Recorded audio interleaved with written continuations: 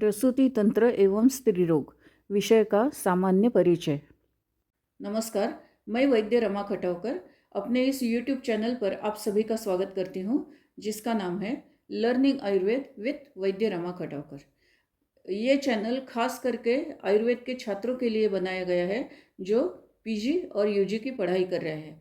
फिर भी जिनको आयुर्वेद में रुचि है, आयुर्वेद के बारे में जानने की जो इच्छा रखते हैं, उनको भी कुछ न कुछ तो इस चैनल से मिलता ही रहेगा। जो पीपीटीज इस वीडियो में मैंने बनाई है वो है अंग्रेजी भाषा में और कमेंट्री रहेगी हिंदी में। सभी छात्रों की सुविधा के लिए इस तरह की व्यवस्था मैंने बनाई है। तो चले आज का वीडियो शुरू करते हैं। विषय है आयुर्वेदीय स्त्री रोग प्रसूति तंत्र का अल्प परिचय तथा विषय की शुरुआत। चलिए। प्रसूति तंत्र यह वैद्यक शास्त्र की एक ऐसी अद्भुत शाखा है। यहाँ प्रत्यक्ष निर्माण का काम ज़्यादातर रुग्ण ही करते हैं। वैद्य का काम यहाँ ज़्यादा से ज़्यादा निरीक्षण और कम से कम हस्तक्षेप यही है।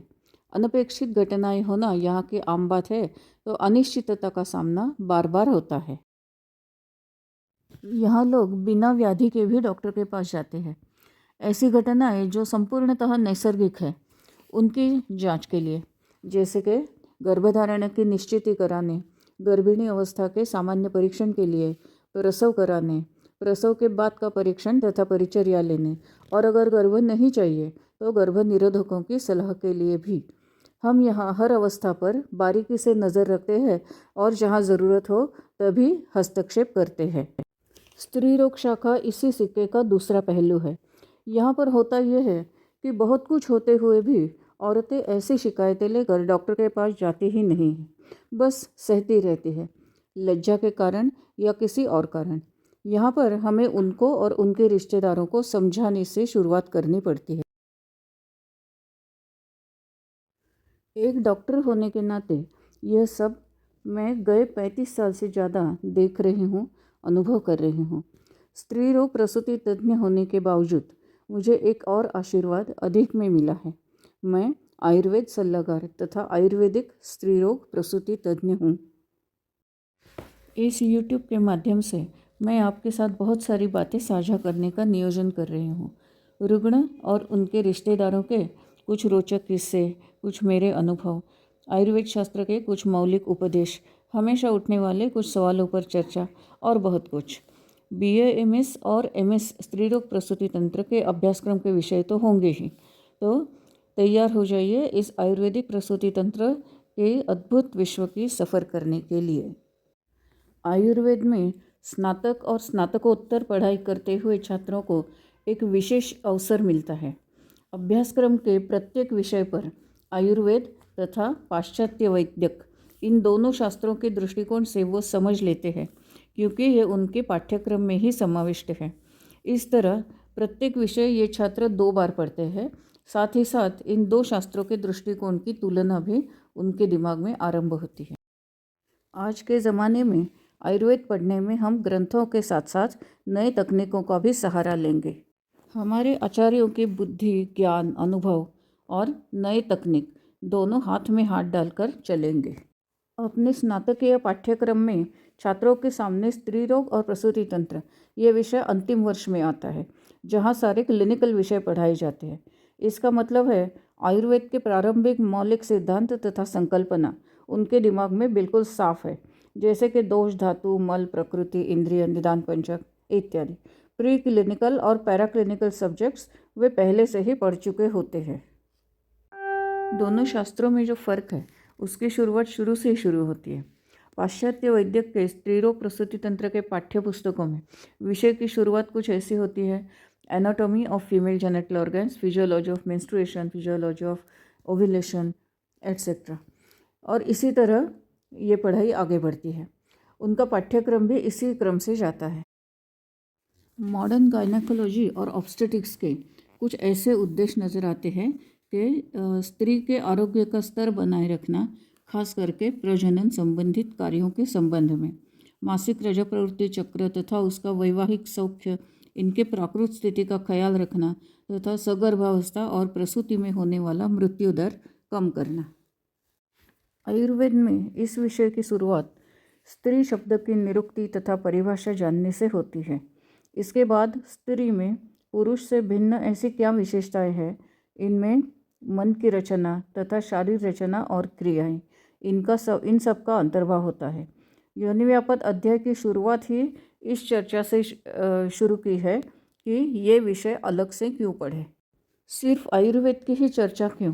ये विषय आयुर्वेद और एलोपैथी दोनों शास्त्रों के अनुसार सीखना आज के ज़माने में ज़रूरी भी है और महत्वपूर्ण भी।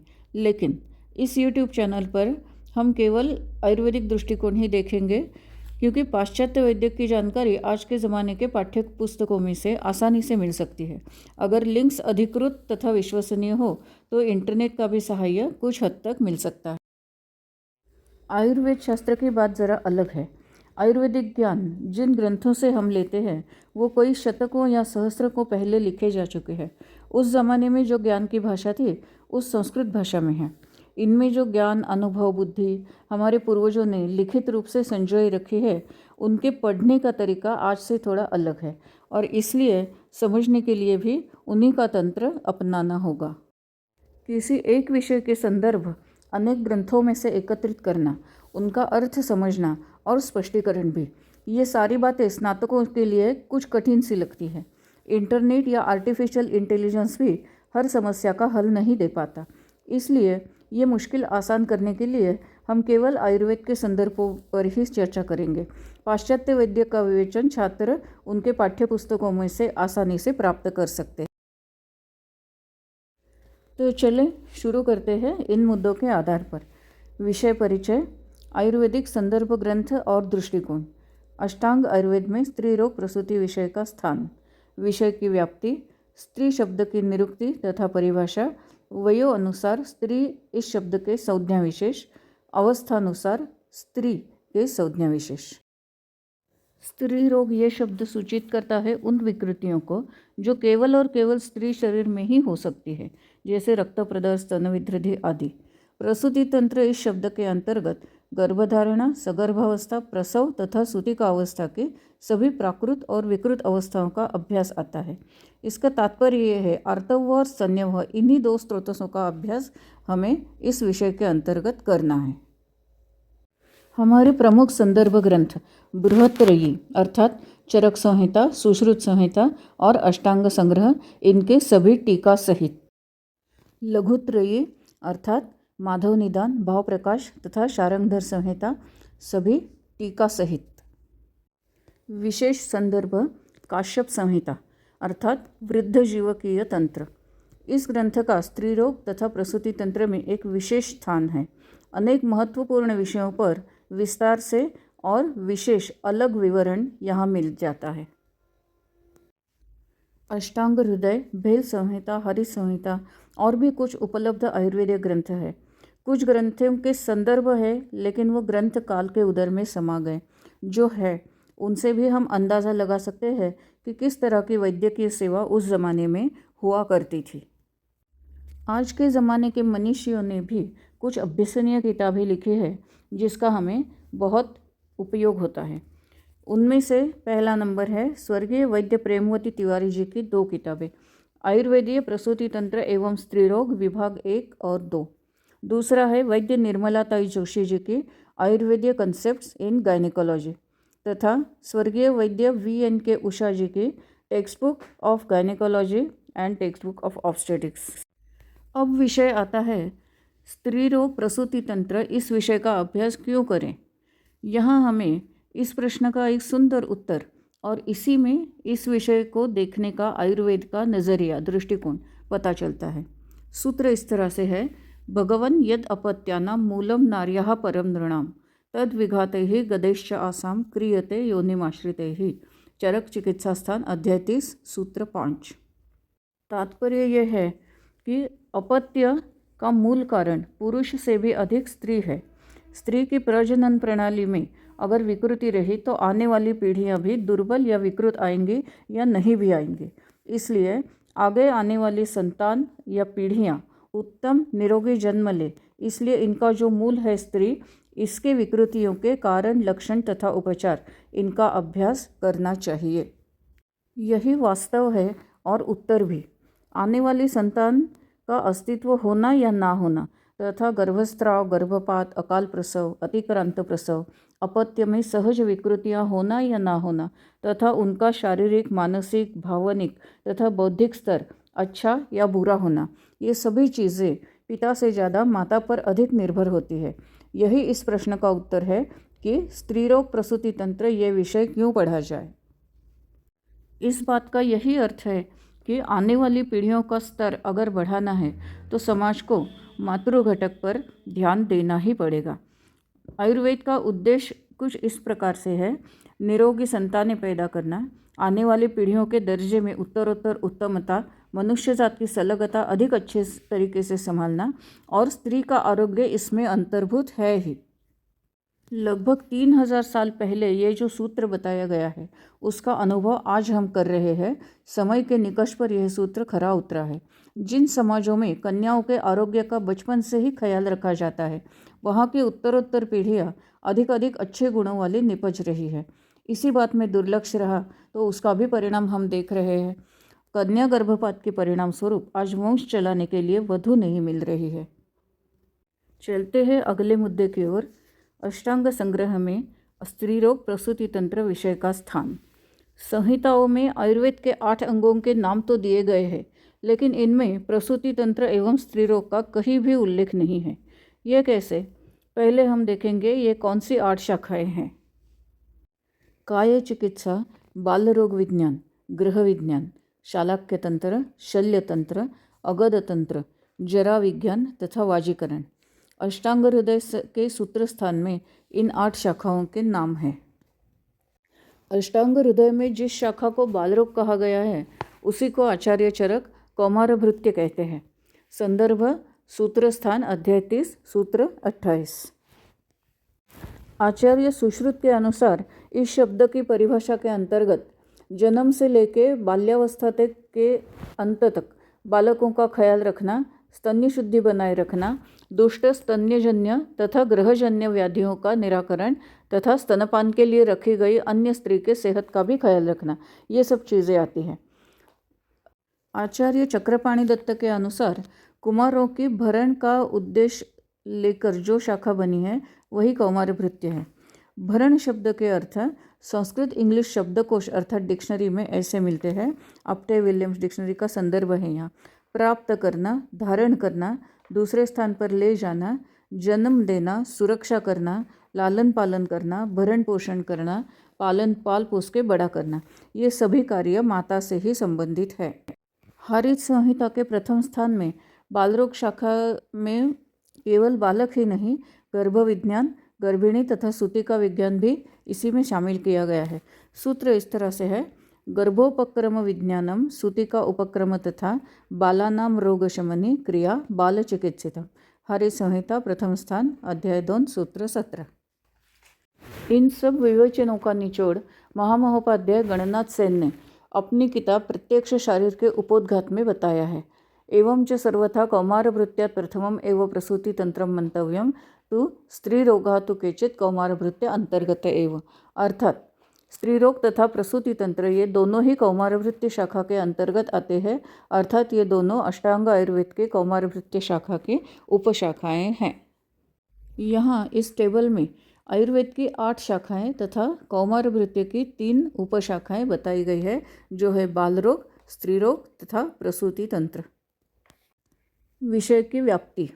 इस शाखा में केवल स्त्री रुग्णों का ही संबंध आता है। कुछ विशेष परिस्थितियों में ही पुरुष रुग्णों का विचार किया जाता है, जैसे वंध्यत्व आदि।